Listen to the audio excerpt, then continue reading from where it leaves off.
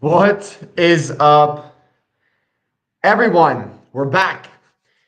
We're back on the public live streams, and we just put in a new all time high. Like the timing is just perfect, right? The timing is absolutely perfect. It's just very important now that we finally start to leave this range. Like it's time. Okay. I don't want to have another SFP. I don't want to put in another distribution. Okay. It's literally like just send it. Just send it. It's time. I don't want to show another distribution. I don't want to look at another distribution. I want to see an accumulation and I want to see a pump. We did 50 push-ups already. The people in the Discord know we did 50 push-ups already and we pumped higher. So maybe we gotta run it back. Maybe we're gonna run it back just to make sure that this is not going to be a Model 1 distribution. Okay? But how is everyone doing? How is everyone doing? I was about to let everyone know in the Discord that we are live. So let me make that post real quick. Hey, at everyone, we are live. Let me send the link there.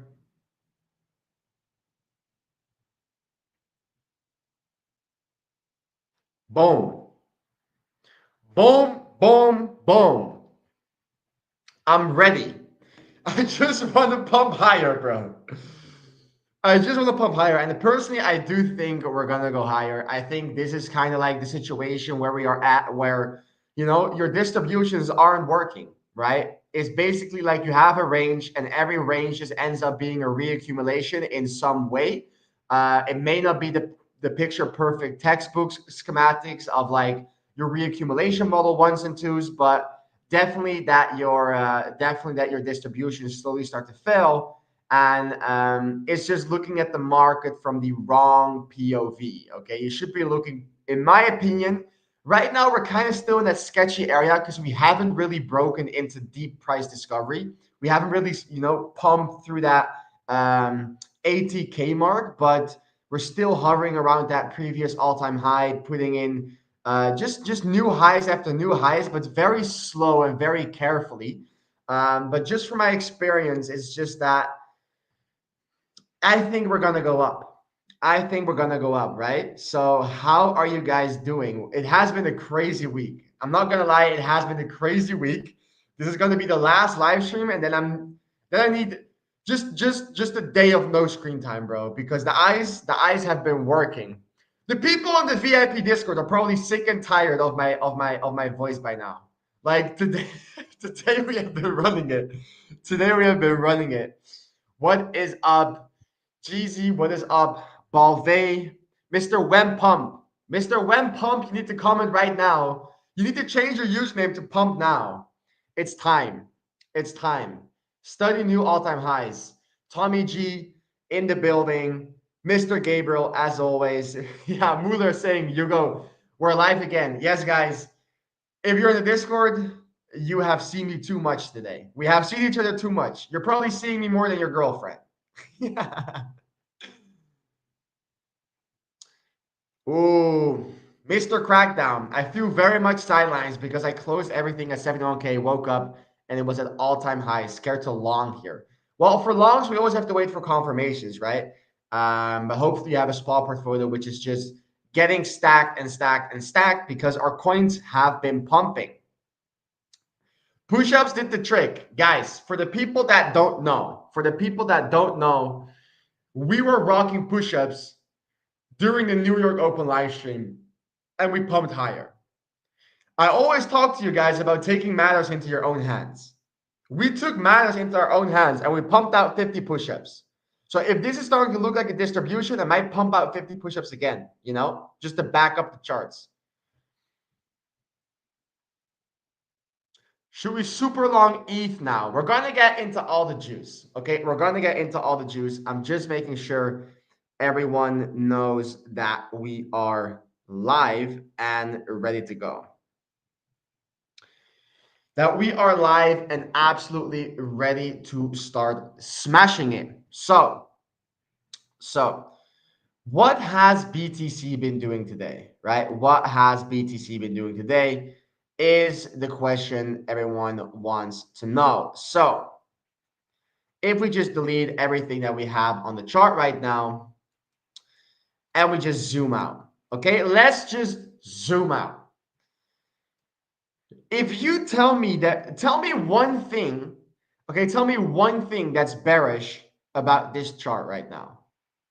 Like I'm genuinely asking you, tell me one thing that's bearish about this chart, because what I'm seeing is that we have an uptrend which never got broken. We put in the higher low for the higher high, which was a 230-day reaccumulation schematic, and now we're trying to break that. Now we're trying to break through that, which is just like, bro, leaving demand behind. On any time frame, you got demand, right? It doesn't matter where you are, you'll find demand. So this is where you're trying to find a, like, looking at the local range. I want you to always be aware of context. We always put so much importance on context because that's the most important factor in identifying if your setup is going to work out or not, right? And this is the context that you're currently trading against. So that's why you have to be extremely careful, because guys, this is just so clean. Like, this is just so clean. Okay, it's so clean. So we're breaking through all-time high. We're in price discovery, and then from there we have a local range. Okay, so we're trending up, making higher lows and higher highs right here, higher lows and higher highs, until we formed our range that we have basically spent the entire day in. Okay, we spent the entire day in this range. And then we have our range high, we have our range low, because in an uptrend, we pull our range from top to bottom.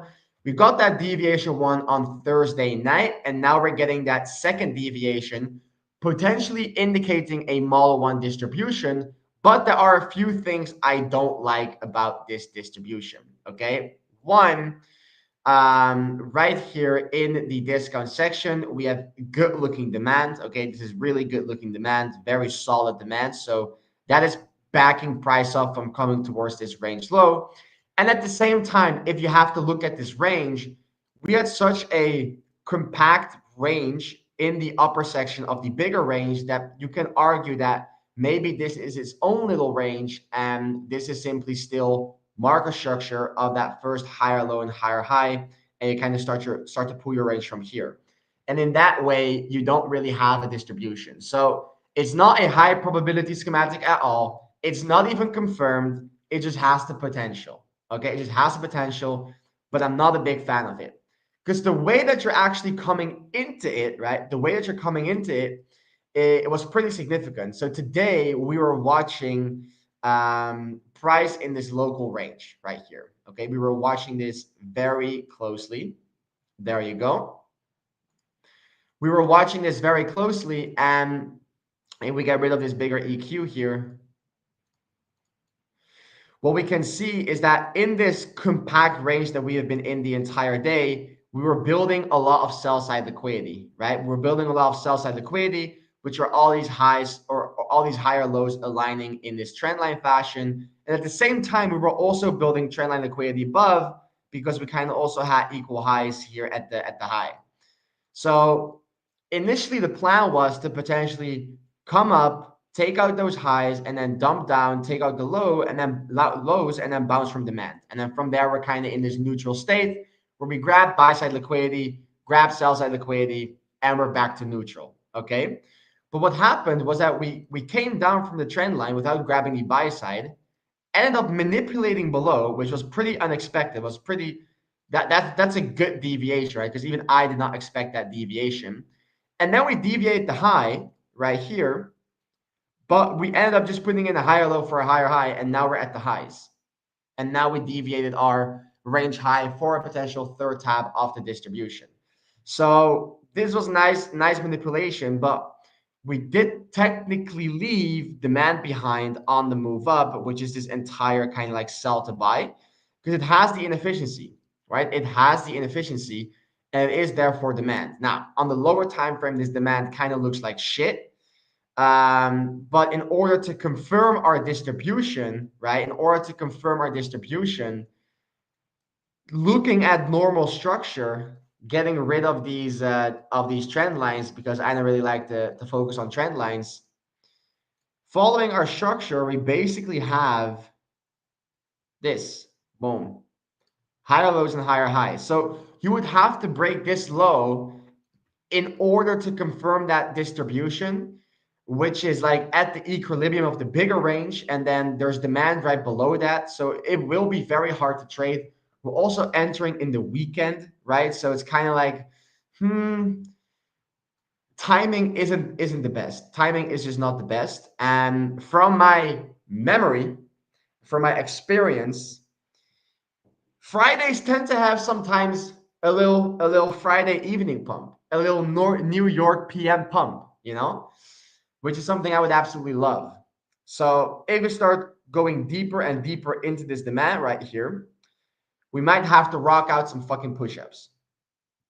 And all I'm saying is that the more people that do the push-ups with me, the better it is. It's a team effort, okay? It's a team effort. So we're going to watch closely how this develops. There are some interesting statistics, okay? There are some interesting statistics about this massive fair value gap that was created, okay?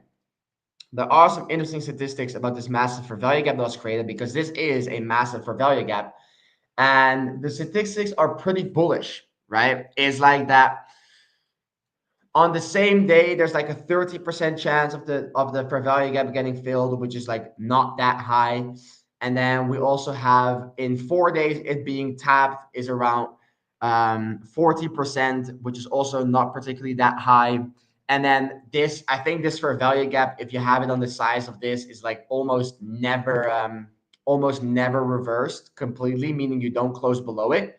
I think in like 4% of the occasions, you actually close below this fair value gap after creating such a massive fair value gap, which is like, come on now. You're telling me only 4% of the times we close below here in a short period of time of the upcoming days? I know where to place my bets if I see those statistics, right? So that's very interesting. That's kind of in line with what I'm also expecting of just like range, break up, range, break up, range, break up until you get a very aggressive pump.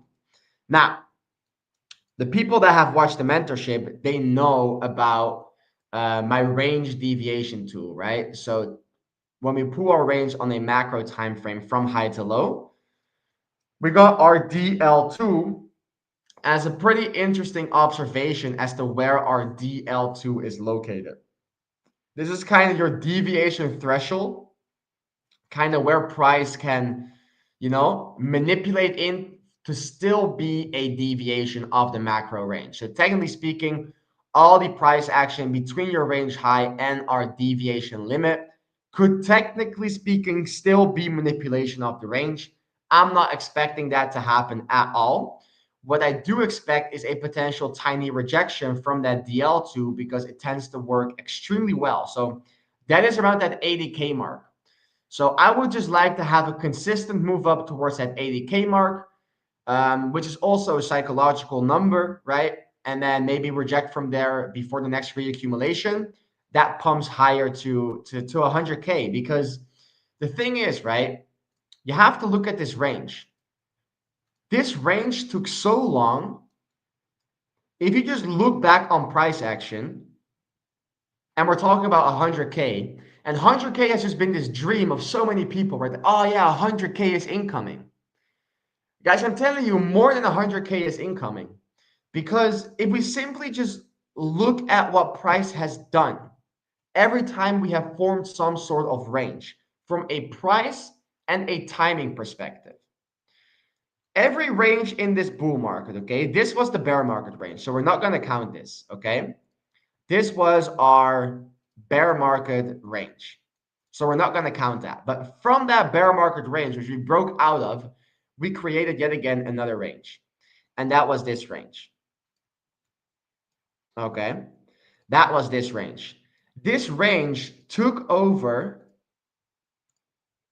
This range took over from the breakout of the previous one towards the breakout at the top, 224 days. Okay. This took 224 days. And what happened after that is that we broke out, okay? We broke out over 40% before entering a new range. So we had a 217-day range, and we broke out over 40% in a span of 42 days until we started our second range. And this range is a very low time frame range. Okay, this is not really a macro range. It was on the daily, but we did have a range right here, and this range took over 68 days to form. Okay, this range took over 68 days to form, but we're gonna do 71 to make it picture perfect. Okay, so let's put that range on our chart as well, which is our range number 3 and our range number 2 of this bull market. From there, we had an expansion towards the upside of over, let's measure this, of over 50%. Let's do it like this. So we had a 220-day range, which pumped us 40% until we got put into another range, which lasted 71 days, that pumped us 50%. That put us in a new range, right? That put us in a new range that lasted 230 days, which is by far the most clean looking reaccumulation range in the history of Bitcoin's price action. And I'm not even kidding when I'm saying that. This is by far the biggest and the cleanest reaccumulation range. Backtesting the exact POI where BlackRock's ETF was launched, right here, BlackRock ETF. So after BlackRock's ETF launch, right, we saw the biggest reaccumulation range of over 230 days. Let's put the date in our chart. Boom. 237 days.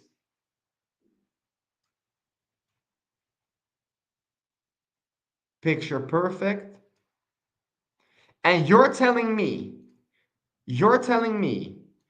that these two ranges that caused a 40 and a 50% pump, which are both two ranges that were less reaccumulative than this range, after BlackRock also being in the game, and we're not going to pump for 50%.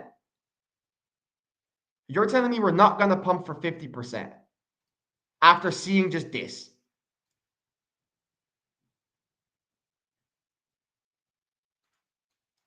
You're telling me this is not going to happen after this macro massive range? Guys, when you reaccumulate for 230 plus days, you're going to trend for a while. And the trend is going to be hard. So you better be on the right side of the trend, because at that point in time, the trend is 100% definitely your friend. Okay? But just look at these two ranges and what these ranges did. And then look at this range, which is a way bigger range, a better reaccumulation range after ETFs going live. And we're starting to break out now. Like, come on now, guys. What are we even talking about? Like, what are we even talking about? I think we're gonna just trend for the upcoming like 3 months, pretty aggressively. Definitely to 100K, somewhere in this area. Okay, somewhere in this area. Let's put that on our chart. Somewhere in this area, we will come. Let's put that box on our chart. So I do believe that we're going to trend pretty hard. Okay. and that we will come somewhere in this area, and then from there price might start rejecting, okay, after hitting like a psychological number, and then we get our first big rejection or something, and then from there we might enter this next phase up, and then from there you maybe start you start the part which is going to end up being a distribution or something like this. It's just a general flow. It doesn't have to be like this. Timing is not drawn perfectly. I'm just talking about right now having that first major aggressive expansion, okay? And then followed by that, we get the first aggressive rejection. But the first rejection is never the top, right? The first rejection is 100% never the top. And then from there, we pump higher, but then we kind of start putting in new highs after new highs. People will start to call for a super cycle, 200K incoming. Well, at that point in time, you've been doing absolutely nothing but ranging. And then that will end up being your distribution range. And then you dump down into bear market lows, right? Just a general order flow, but we don't have to be talking about that now because we're going to be focused on that first expansion phase. But yeah, be aware, like if you just look at the chart, right? If you just look at the chart, you're telling me this is not going to trend for a minute. This is definitely going to be trending for a minute, guys. So let's check what you guys are saying.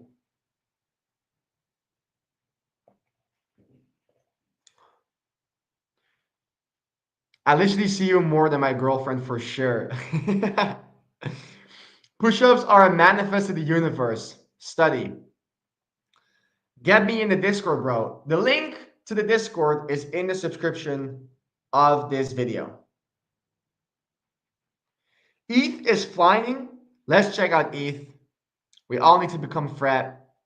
Master push-ups or cry poor. Yes, sir.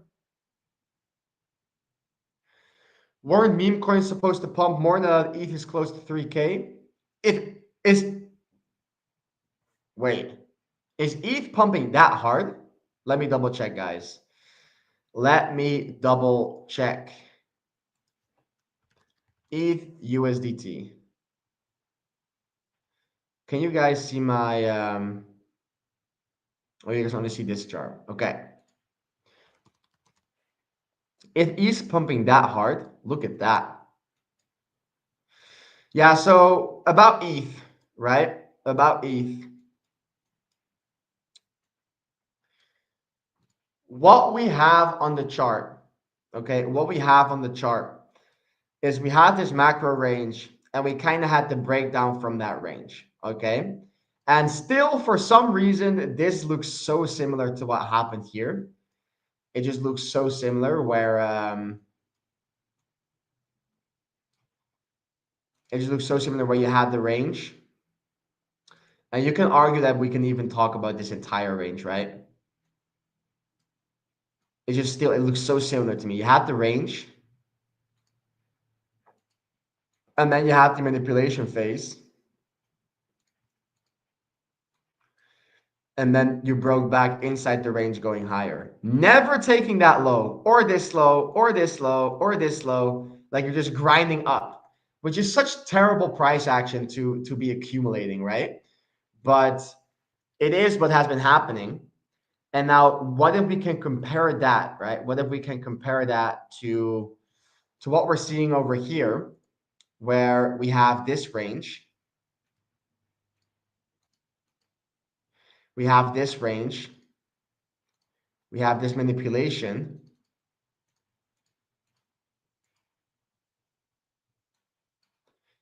and then we have the expansion away, kind of that same PO3 effect. Where in that manipulation, you did nothing but just, grinding up in this trend line fashion, right? It's absolutely horrible from an accumulation standpoint, and also horrible to trade. But I made a post about how that could potentially be done on purpose, kind of have that SMT effect with Bitcoin ETH, which most people use for like Nasdaq and the ES, right? But yeah, we're trying to get acceptance back inside our bigger range, and it's doing a great job so far. We're trying to get those high time frame candle closes, preferably also a nice weekly candle close.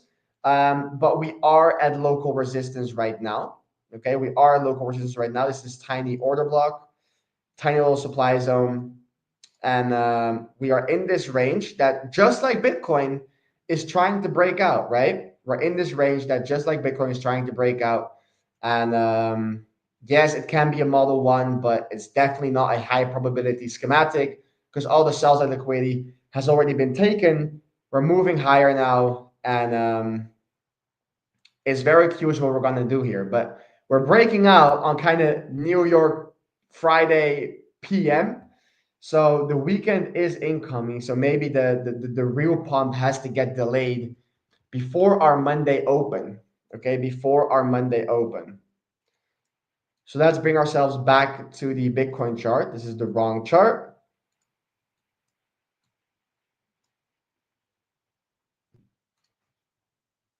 And check where we are at right now.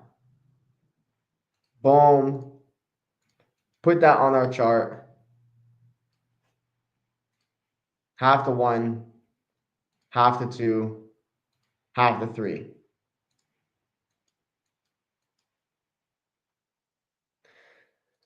Let me have a look at the chat.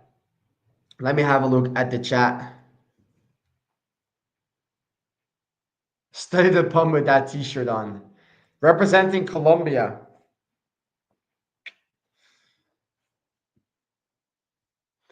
Buy more Andy now or wait for a pullback.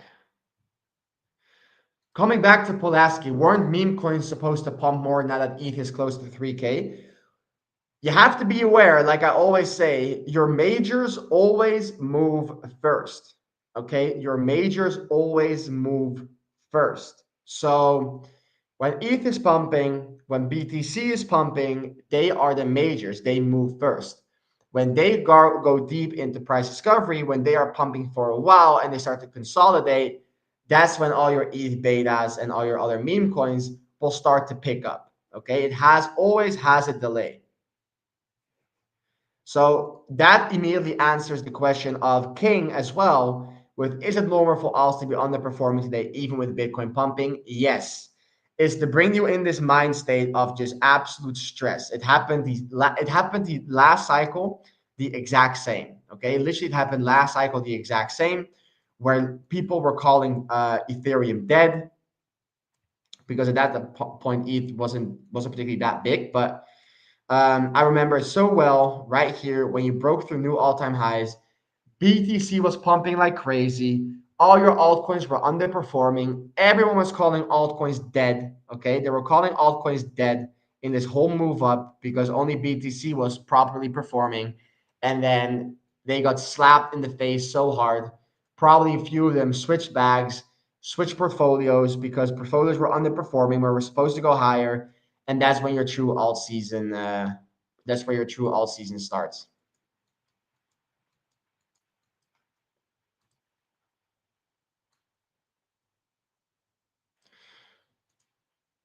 Crucial area here on the chart. Let's put that line on our chart.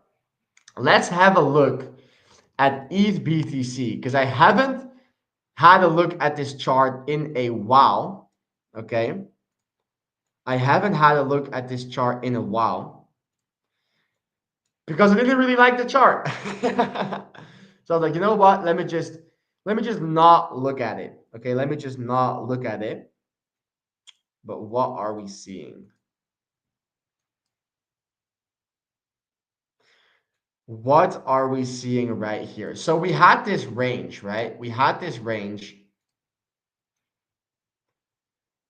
And that was actually our distribution range with the 1, with the 2, and with the 3. Then we extend our range high to our deviation high. And we also deviate the low, right? So we had a 1, we had a 2, we deviated, and we tried to turn it into a model 1. We tried to turn it into a model 1 right here, but we couldn't really break structure properly because this was only one bullish candle up on the weekly, and then on the 3-day, this wasn't valid structure because you don't have the 2 consecutive candles. So you kind of pumped up just to mitigate the supply to go lower. And then we took that low one more time right here, took that low one more time, broke structure back to bullish, which actually got me excited, right? It actually got me excited, and we still dumped down. We still dumped down, never getting the reconfirmation from the market structure from top to bottom to break back to bullish to confirm that higher time frame, higher low for the higher high, right? We never got that. So when people ask me, hey, how would you have not gotten trapped here? Well, you can see right here that market structure was trending down. You got the breakup structure back to bullish, and then following your structure from top down, if your structure from the top down breaks back to bullish as well, that will confirm that the higher low for the higher high on the red market structure drawing is going to take place. Okay, so we have to identify the structure from top to bottom, but when we identify the structure from top to bottom, we just got this trending down. So there wasn't really a good high time frame break of structure to confirm the higher low. So lower we went, right? So lower we went. So what I want to do is, just like with Bitcoin, I want to check my range deviation tool. So look at that, bro. I want to check that range deviation tool because on the left here, we got that crazy accumulation. And this is actually a very nice accumulation where I don't even want to put like the dots on the chart. It's just this beautiful rounded up bottom effect, right? That's caused a very aggressive expansion towards the upside. And we left the POC there. And that POC is backed by this local demand.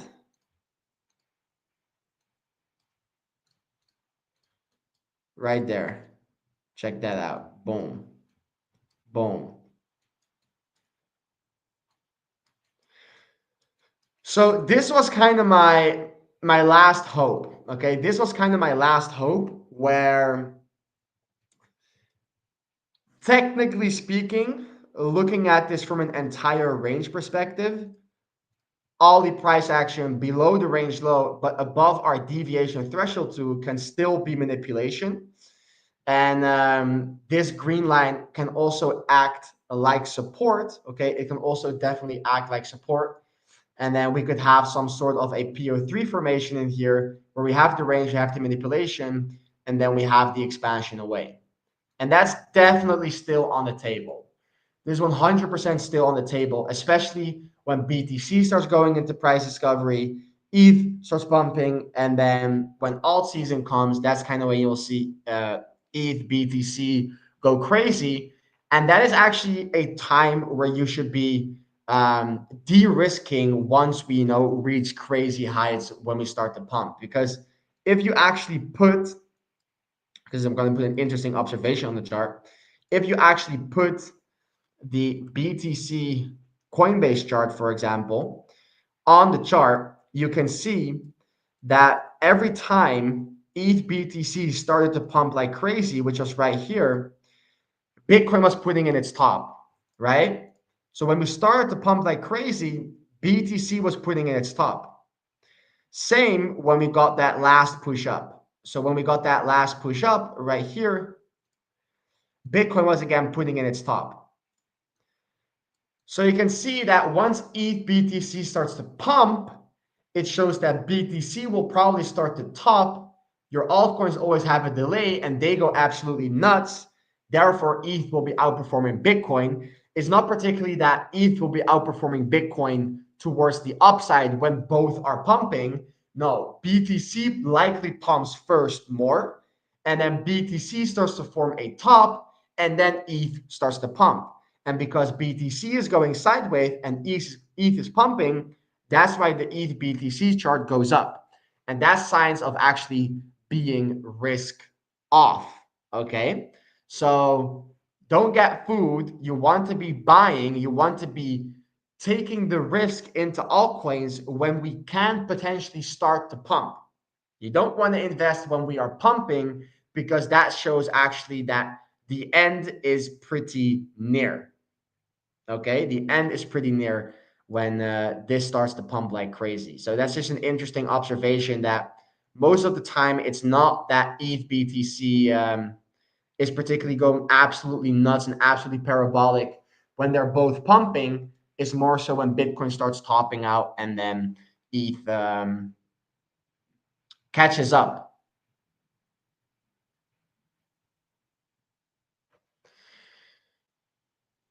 Oh, and Marvin is in the house, guys. Marvin is also in the house.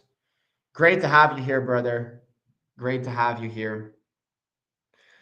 So this is an interesting observation. I want you guys to be aware of this. Okay, I want you guys all to be aware of this. Now, coming back to the Bitcoin USDT chart, getting rid of our Coinbase.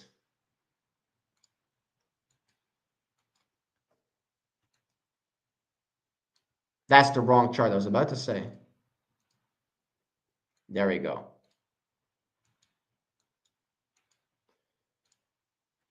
We are fighting. We are fighting with that high, but I got a great feeling that that we're gonna put out and put in new highs. Now, a chart I recently posted was a chart of Andy, okay? And that was actually looking extremely good. So guys, I want you to look at this chart for a 100 mil plus meme coin project, okay? And I want you to look at this chart and tell me one thing on this time frame that's bearish. Like, it's absolutely insanity what we're getting here.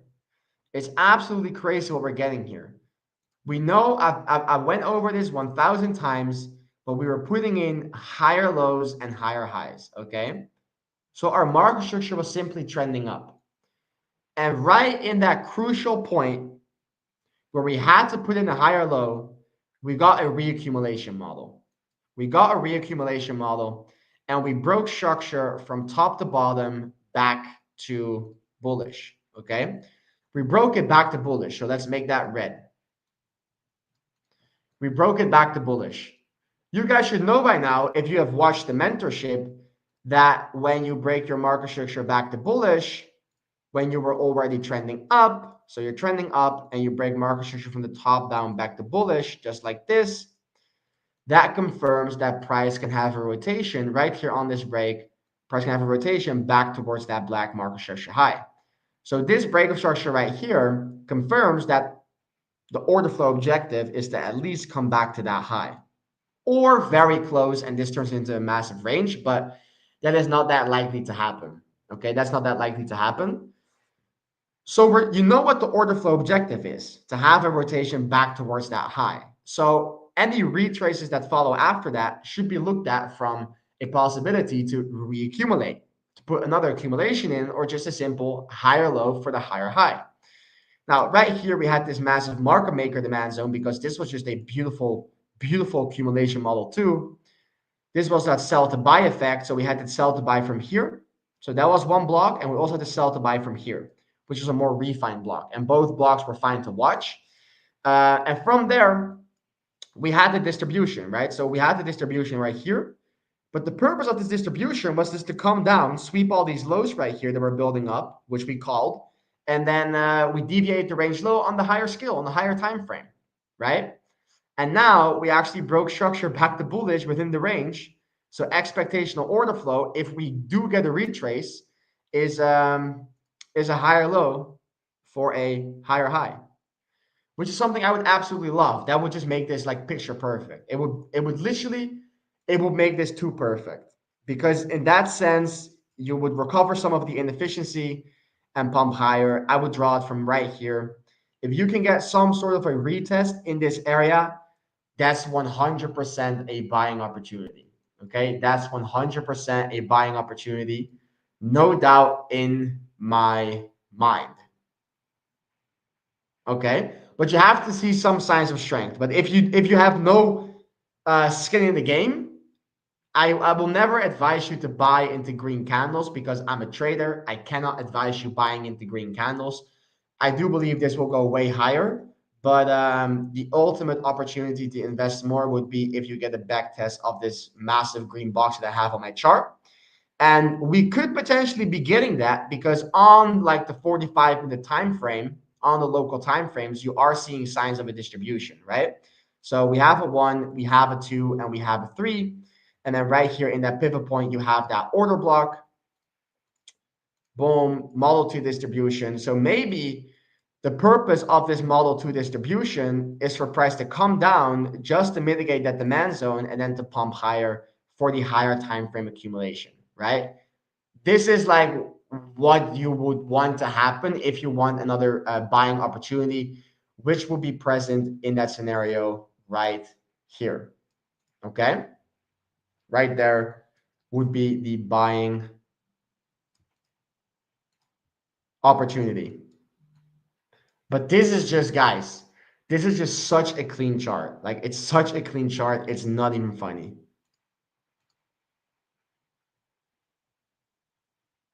Oh,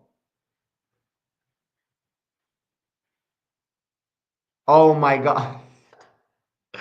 You guys are not seeing anything on the chart. Nice. Nice, nice, nice. That's because I was only sharing one screen. Okay, we're gonna run it back. We're gonna run it back. So, oh my God. It's because I'm on the laptop, guys. I don't have a monitor right now. I don't have a monitor right now. But what I was saying, what I was saying, recap. Yo, bro, I was yapping for so fucking long, bro. Okay. Okay. What I was saying is that this is just such a clean chart, it's not even funny. Okay. It's not even funny. So I was talking about the high time frame accumulation. We were making higher highs and higher lows right here. Okay. Higher highs and higher lows.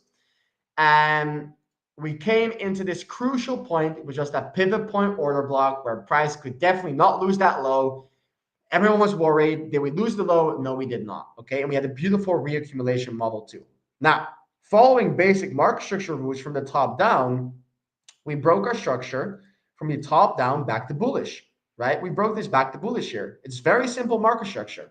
And anyone that has watched the mentorship knows when you're trending up on the high time frame, like this, when you're trending up on the higher time frame, and you use your market structure, your level 2 market structure from top to bottom, and that breaks back to bullish, the breaker structure of your red market structure drawing confirms that price will have a rotation towards that black market structure drawing high. So the moment that we broke structure right here, the order flow objective of the break is to eventually get a rotation back towards that high. So you can expect some sort of a higher low for the higher high. Now what happens is that we initially got this distribution with the 1, the 2, and the 3. Okay. Now, the purpose of this distribution was just to sweep all this sell side liquidity, mitigate that or sweep that low as well, create a new bigger range that mitigated this sell to buy from your market maker demand, which was part of the accumulation. And from there, start a reaccumulation model where you have your top 1. And right now you have your top 2 right here, right? So we went up and now we actually also broke structure within the range itself, back to bullish. So expectational order flow would be a higher low for a higher high. We left behind demand, okay, which is pretty good looking demand. And that could be where price could retrace into if we're going to get a retrace for the higher low, for the higher high, to complete the model 2 accumulation schematic. Because I've put here reaccumulation model, right? And the reason why I put reaccumulation model is because it's not sure which model it's going to be. I think we're going to get a model 2 because of the aggressive expansion towards the upside. I don't think you're going to go past that low one more time. But if you get a retest, that will be the best buying opportunity if you want to buy more. And the reason why I'm talking about that retest is because we could potentially, on the lower time frame, be having a model 2 distribution right here. Okay, we could be having a model 2 distribution with the 1, with the 2, with the 3. But the purpose of this model 2 distribution could just be for price to retrace to mitigate this higher time frame demand to then break structure back to bullish, right? That's uh that's what I am looking towards. But either way, for a project that's around 100 mil market cap, right? A bit more, it's like it's just such a clean chart. Like on the high time frame, you cannot tell me one thing that's bearish behind this chart. Like there isn't, right? There isn't. Like this is just like talking about just clean formative price action. It's insane.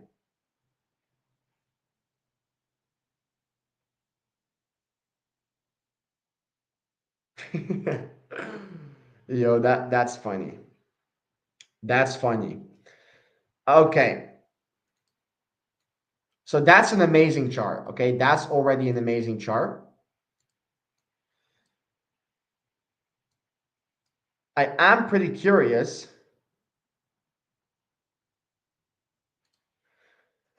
Similar to Andy, can you please look at Andy plus Wolf Beta, which is Brett on ETH? Because I've made a few posts about Brett on ETH. Okay. I've made a few posts on Brett on ETH. So I'm pretty curious. Can I get that chart here?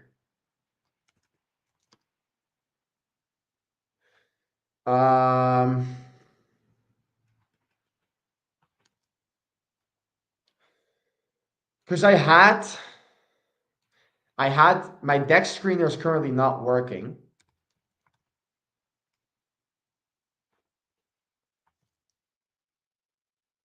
What's the ticker for Brett on ETH?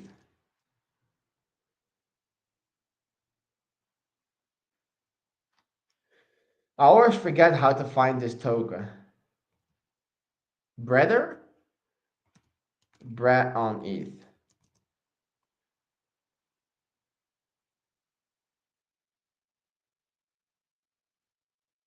I don't know. I want to chart it. I want to chart it, but I always forget how to. Yeah, my deck screen is currently not working. Brett. Let me check it. Let me check it.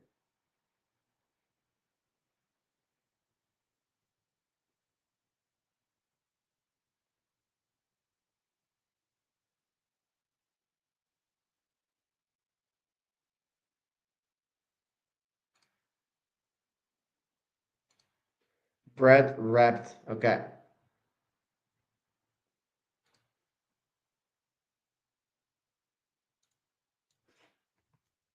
Brett.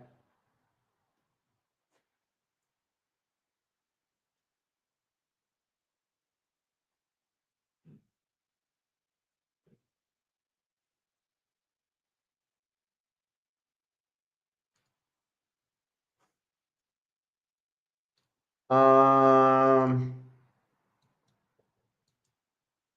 There you go. Okay, we got it. Boom. We got it. So, looking at this chart, the same market structure rules apply, right? The same market structure rules apply where we have a very aggressive expansion towards the upside. Looking at our structure, we had a lower high for a lower low. We broke it back to bullish right here. Damn. Okay, we're going to ignore that wick. Okay, we're going to ignore that wick. Well, we're at lower highs and lower lows. We broke structure right here, back to bullish. And then this is where that reaccumulation happened, right? This is where that reaccumulation happened that we were talking about at the time, right? We were talking about this reaccumulation at the time. Right here. And then we had the 1, we had the 2, and we had the 3 that swept that liquidity. That's when I started to make the post about this reaccumulation model after breaking structure. Now we got the pump, and from there, price did retrace all the way back into this demand zone, right? This wick demand, you can call it, which kind of is the last wick candle of the deviation of the low, and you kind of put in like an extended model. So you're really getting that rounded up effect, which is absolutely amazing, right? You're really getting that rounded up effect where price is rounding up. Okay, price is rounding up, which is very nice to see. Now you did have that massive wick towards the upside here as well. I think that's when, oh my god, I'm making the same stupid mistake, bro. I'm an idiot. Okay. Okay, I'm an idiot. Okay. So apologies guys. We're making lower highs and lower lows. We broke structure back to bullish right here. And then from there, we kind of had that Model 1 reaccumulation. As you can see, we had this range. We had the Model 1 reaccumulation schematic. And then we had that very aggressive expansion towards the upside. We posted about the Model 1 when it happened in live time. And I think that's also when certain exchanges starting listing Brett or buying supply, or there was a rumor. I think it was proven. Now, since then, we did have a full-on retracement back down all the way into this wick demand. It's kind of like this last wick candle of the SFP, and kind of to give it this rounded up bottom effect. Okay, kind of to give it that rounded up bottom effect. And right now we're getting the move up. So this is a pretty decent chart. We do have this to be aware of, but maybe we can use the thesis, let's fill the wick, right? Let's fill the wick. If you have to be like objectively technical, this could turn into a distribution because you did deviate the high as well, right? So you can always be aware of that. But from a context perspective, okay, from a context perspective, you put in a lower high for a lower low, followed by the breakup structure. So now this range should technically be some sort of a reaccumulation range to potentially pump us higher, right? To potentially pump us higher.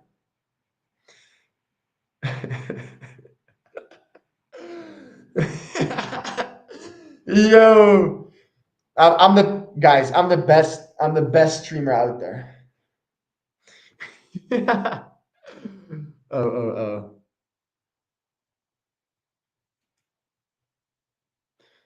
Mr. Summer Collection. Lars, what are your rough cycle top targets for Andy? So, as most people know, I am not the biggest fan of calling for numbers, right? I'm not the biggest fan of calling for numbers for price targets because I have to see how things develop, you know? When a top is getting formed, I'll see it happen. So I don't really have price targets where I would cash out, you know, because Bitcoin will move, Bitcoin will look like a distribution, your altcoins will catch up, they have a delay with top informations and all that stuff. But, but, looking at Andy,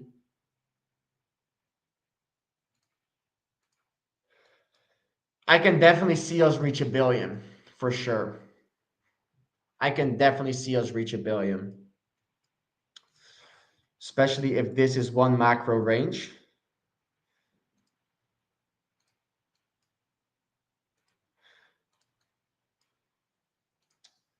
I can see us reach a billion. Where are my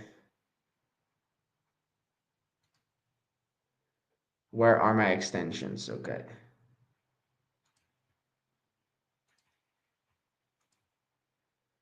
2.618.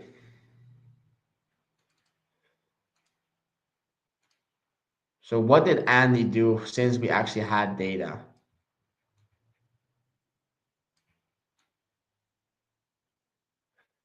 First it hit the 1-to-1, then it hit that 2.618.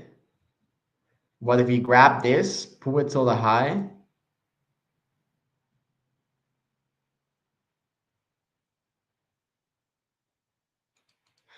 target this, what would that price be?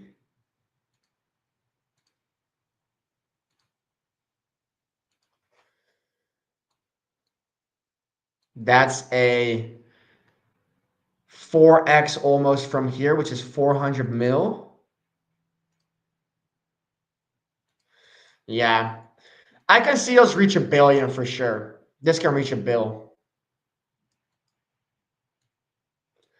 This can reach 1 bill. So for some people, that might be a conservative target. I like to be more on the conservative side if I do want to have targets. And if those targets get exceeded, I'll be very happy. If those targets get just blasted through, I'll be smiling. Okay. But if I give targets out, I do give more conservative targets. And then obviously, if those targets are met and we're seeing no signs of a distribution and it's just not the right timing to be putting in the top, then obviously they will get exceeded at some point in time. Okay.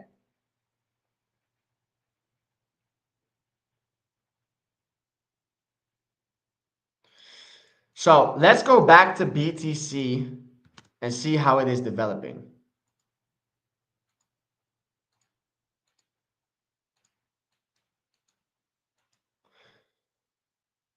Mr. Daniel said, why not take the Model 1 distribution on BTC? Because it's not a high probability schematic, right? You have demand below you. There's no good return to zone. Context is not right. Not a good trade. Not a good timing to catch a short. Nothing good. What's a conservative target for Brett on base and all other boys club? Guys, it's hard, okay? And the reason why it's harder is because Brett is already way bigger. Brett is already in the billions, right? So if you have to be technical from just a market cap standpoint, if I'm giving a 10x for Andy, which is 100 mil market cap, right? I cannot give a 10x on Brett, which is a billion market cap. Just looking at just money flows flowing in. Now, I do think Brett could be some sort of an exception that performs extremely well because it just has that base narrative and it's truly its own. It's not really a beta play anymore, in my opinion. It's just its own project, and it has a very strong foundation. So there could be exceptions being made for that, but in general, I never give out 10x's for $1 billion market cap projects. I'm always between 5 to 10x max. But then at the same time, for Brett, that might be a bit different, right? So in general, what I like to do is like if you have a project which is in that 100 mil market cap range, you can aim for a 10x max, a 20x. Okay. That's kind of what I like to do. 10 to 20x for 100 mil market cap. Do we talk about $1 billion market cap? I'm talking about a 5 to 10x max. Now, do we enter at around the 10 to 50 million market cap? That's when we can start talking about 20 to 50x's. But your $1 billion market cap is not going to do a 50x, right? I'll happily be wrong. I'll happily be wrong, but I'll happily be wrong. And if Brett does a 50x, we're all going to be laughing, right? Because I won't be selling until I see signs of a proper distribution. Andy's 160 already. Down. Is Andy already 160? Down. Impressive. But yeah, guys, it looks like we're holding the line. It looks like we're holding the line right here, and we're ready to be moving higher. Let's have a look at the total 3 market cap and see what this kind of did. Oh, look at that. Wow. Wow. That's what I like to see. This distribution is completely failing. I love that. I absolutely love that. Just send it, right? Just send it. Guys, good times are ahead, guys. Good times are ahead.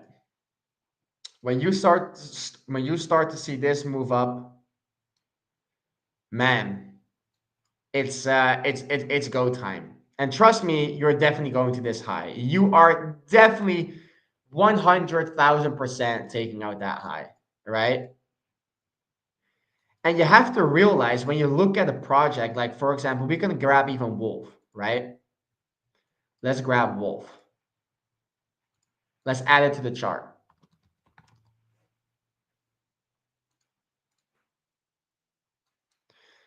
Let's grab a project like Wolf. I want you to look at this.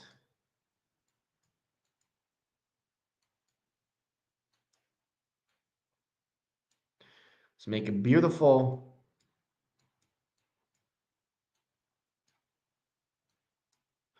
I want you to look at this, okay, and realize something very important.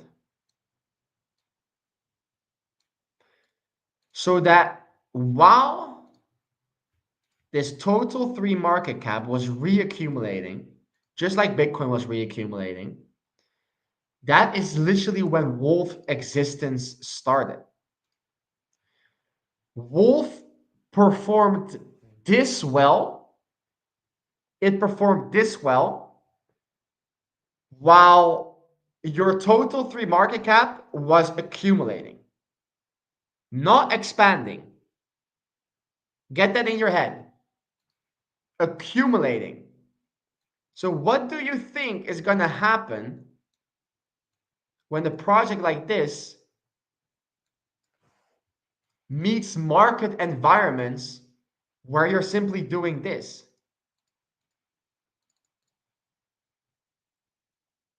It's absolutely insane. It's absolutely insane. The ETH beta place, the Boys Club beta place, the Andy, the Wolves, the you name it, they haven't met an environment, they haven't been in a environment in the crypto market where we're just full bull. They haven't witnessed that. They haven't witnessed that. They performed incredibly well because the narrative was so good. So they performed incredibly well just because of a narrative and a team behind it, not because of a good environment. The narrative and the team stays the same. But now we're getting also the great environment where liquidity is getting poured and poured into the projects. So I'm beyond excited, guys. I am beyond excited to see this perform in in environments like these, right? Right here.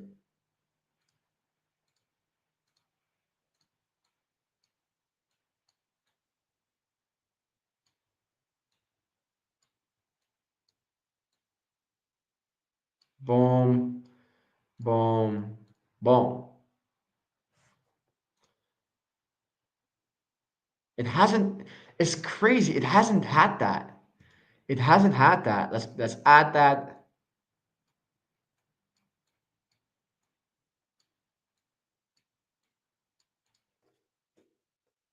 Like what's gonna happen?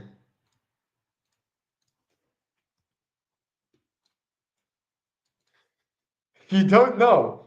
This pump, the starting pump was just when, technically speaking, when this chart was distributing, right? It's absolutely insane. What are you gonna get on Wolf when this happens?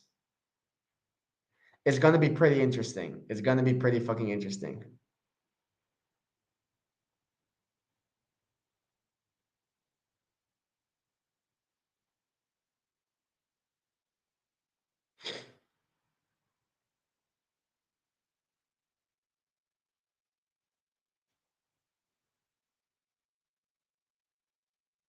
Interesting. I just don't think all season is gonna go crazy like last bull run. Too much institutional money in BTC that won't rotate. Well, I could not tell you 100% of like what amount of money exactly went from Bitcoin holders to meme coins last cycle, but it's not particularly that. It's not particularly there are many POVs and there are many ways as to how markets flow regarding money flow. So you can argue that Bitcoin goes up and the Bitcoin holders are in massive profits. And then with those profits, they go risk on, right? And then those risk on profits get put into more riskier plays, like altcoins.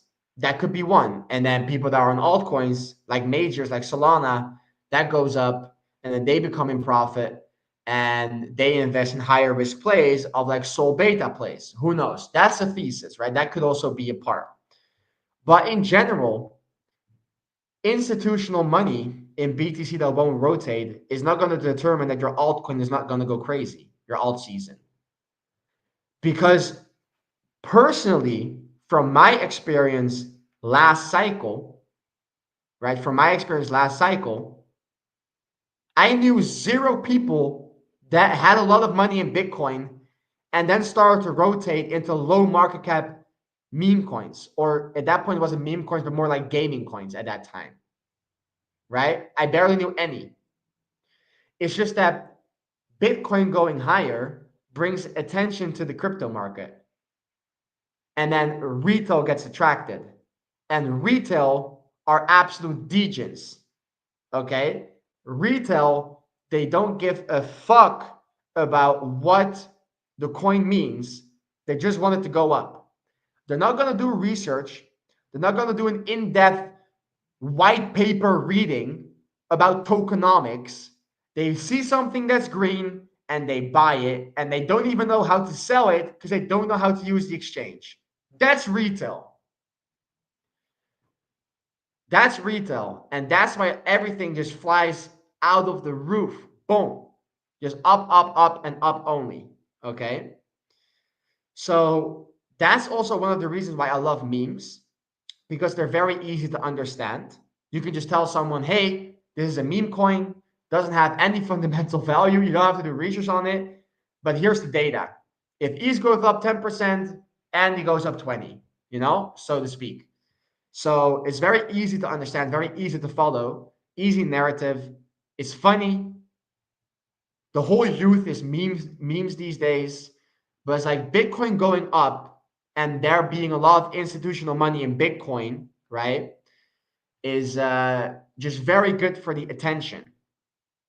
Very good for the attention of the crypto market. And money flows where attention goes, right? And trust me, you'll see things just fly out. Now, the reason that Altseason could be less crazy, which is definitely on the table because over time you should be having diminishing returns, is that you just have a gazillion altcoins right now, right? Back in the day, you used to have less and less altcoins.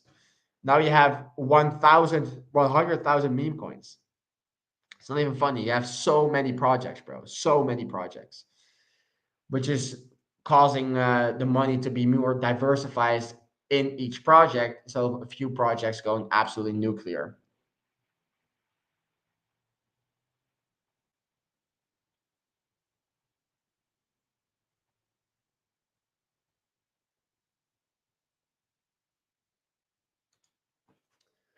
I understand Bitcoin outperforming alts at the moment, but I don't get how the alts aren't moving as much or are tiny or like kind of bleeding.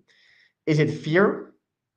When BTC pumped to 73K and it was 300 mil, for example. Yeah, but at that point in time, that is not at that point in time when Andy pumped the 300 mil, that's just Andy. It's just Andy. It's not because Bitcoin is moving up, right? It's just Andy setting an example. Andy putting itself in the position of, hey, I'm here to stay. And then once you can hit that 100 to 300 mil status on that initial push up, that's when you're like, okay, you kind of proving yourself to be here to stay, to be part of the boys club. And then you get a retracement when Bitcoin is retracing, and then you kind of start aligning with your majors, right? But in the beginning phases, it's not aligned with the majors. So just because Bitcoin pumped to 73 and Andy was then pumped to 300, Andy was on a mission on its own at the time. Now they're starting to get more and more correlated because it has proven itself over a longer period of time. But it always has a delay. It always has a delay, right? It's just always the case. I don't exactly know all the specifics behind it, I just know it always has a delay, and it's to fuck with your mind. It happened last cycle the exact same. Literally, it happened last cycle the exact same. People were calling altcoins dead. It was just a hype. It was just a phase. It's over. And then before you know it, it picks back up and they're all left behind. Okay? They're all left behind.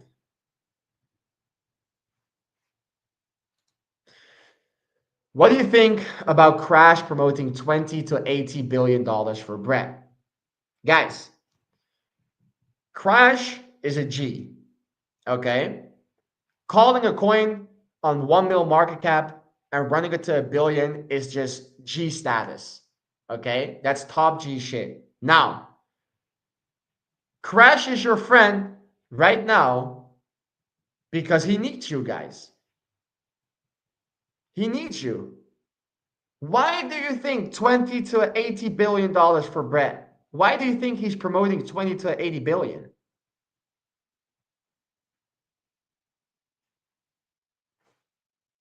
Because he needs to sell tens of millions of dollars in profit over time, right?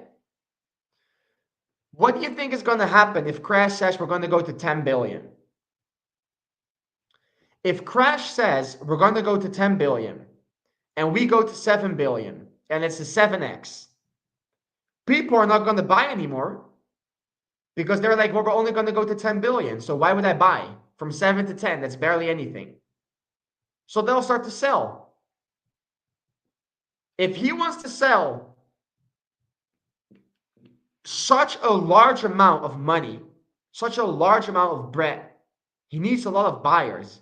If you have a fucking 50 million in unrealized profits and you want to sell that, you have to sell it over a longer period of time to not just ruin the chart, right?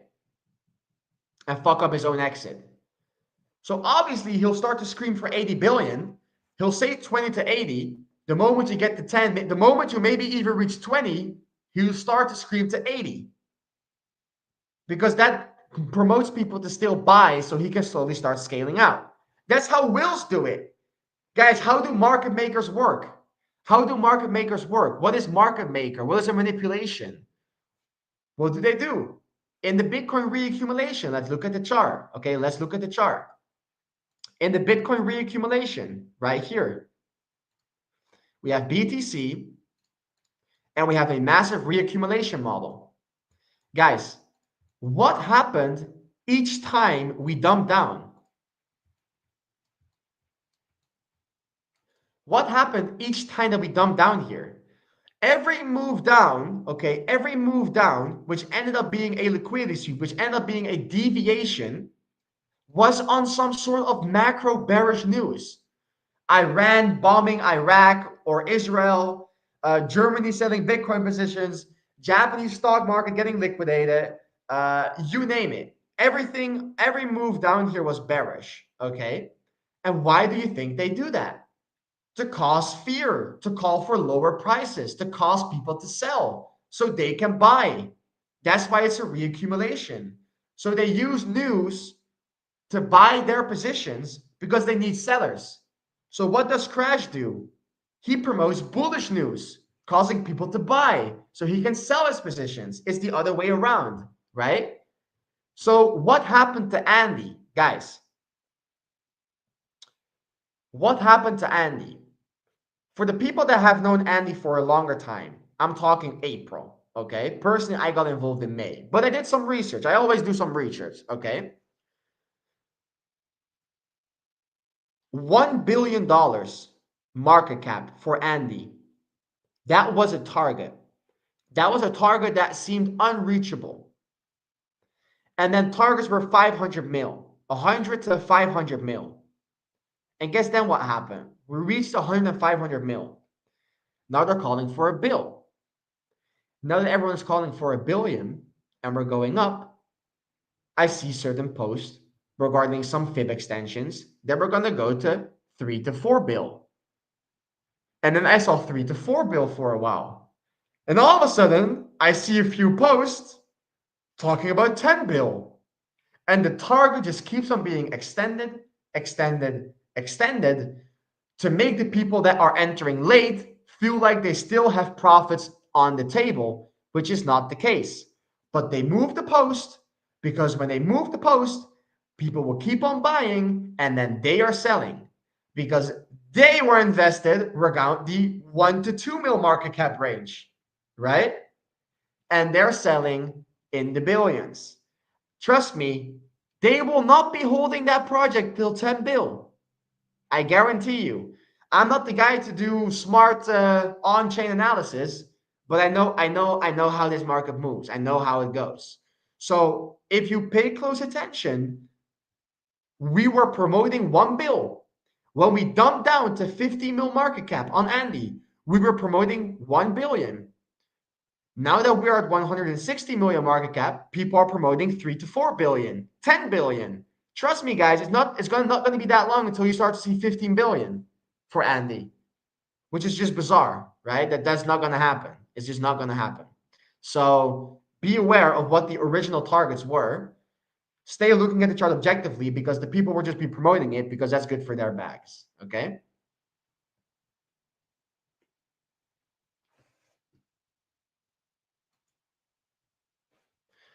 I have the wallet from Crash, so I can see when he sells. I don't know if this is still a public wallet.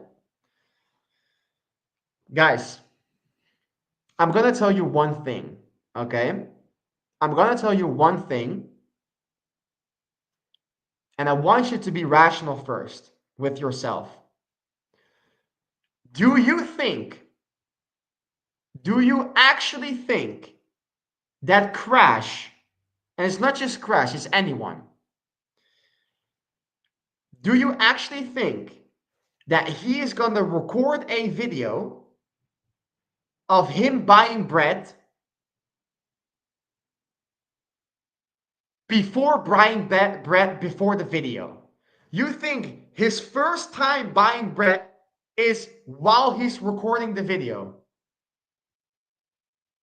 Do you truly think that's going to be the case? That I'm like, if it was you, okay, if it was you and you had to invest in a project and you're seeing massive potential and it's in the very low caps, are you going to record a video the first time you buy it? Or are you going to buy it and then record a video of you buying more? Crash has a public wallet, and I bet your ass that he has 3 more wallets of the exact same size. I'm telling you, that's not his only wallet. He has a public wallet, which he will sell last. So if he is up 100 mil, for example, if he's up 100 mil, 30 mil may be in that public wallet that he'll keep as a marketing wallet. 70 mil he'll be selling in the back end. I'm guaranteeing you. I'm telling you. He said at the time of buying and he bought 15K on that public and 50K on private, 100%. And I bet your ass he has a lot on private. I bet your ass he has a lot on private. Because it's just genius, right? It's a genius move. It's a good ass move. He's not going to be promoting his private wallet. He's not going to be promoting his private wallet. He'll say, let's say he's up 50 million, right? I'm telling you, I think he has 70% in private. So 70% is private, and let's say 30% is public, okay? Public and private. When the time is right, and trust me, Crash also knows what he's doing. He can do technical analysis, right? He will be selling his 70%, keeping this to the public. This 30% will be just be available to the public, right? He's going to keep that and he's going to be promoting it. The PR from promoting, okay? And he's going to say, guys, look, my position is up 20 million. I'm up 20 million and I'm not selling a thing. Diamond hands, I'm not selling anything. And then in the back end, he is selling his private wallets. And then he starts to say, okay, a top may be in. And then he starts to sell this a bit. And then obviously when Crash starts selling, that's going to be a major impact on price just because of the just because of the public information of him actually selling. And then he will say of like, oh, I'm with you guys in the trenches, and then he's gonna be celebrating. And that's just how this game works. That's just how this game works. And guys, if you got 30 million in unrealized profits, you will do the exact same.